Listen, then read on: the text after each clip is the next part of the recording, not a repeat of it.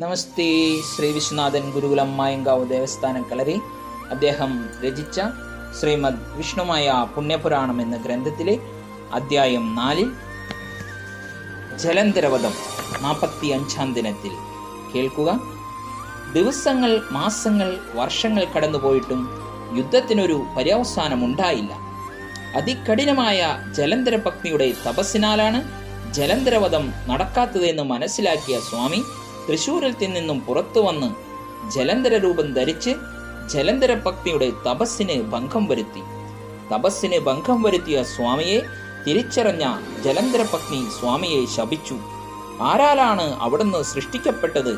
അവരിൽ നിന്നും അങ്ങേക്ക് ഉഗ്രശാപം കയ്യേൽക്കേണ്ടി വരും.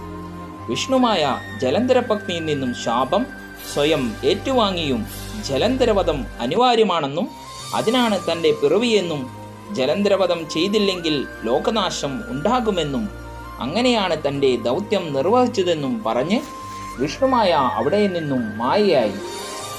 അതിനുശേഷം തൃശൂലത്തിൽ ലയിച്ചു ചേർന്ന് വിഷ്ണുമായയുടെ ശക്തി സവിശേഷത കൊണ്ട് ഭഗവാൻ പരമശിവൻ ആ തൃശൂലം ഉപയോഗിച്ച് ജലന്ധരനെ വധിച്ചു. ജലന്ധരനെ വധിച്ച സ്വാമിയുടെ മേൽ ദേവഗണങ്ങളെല്ലാം ചേർന്ന് പുഷ്പവൃഷ്ടി നടത്തി. കൂടാതെ എല്ലാവരെയും ആരാധ്യ ദേവനായി മാറുകയും ചെയ്തു. അങ്ങനെ കൈലാസത്തിൽ വാണിരുന്ന സ്വാമി തൻ്റെ മായാജാലവും വികൃതിത്തരങ്ങളും കാണിച്ച് എല്ലാവരെയും രസിപ്പിച്ചു. നന്ദി, നമസ്കാരം. തുടർന്ന് നാളെ കേൾക്കുക.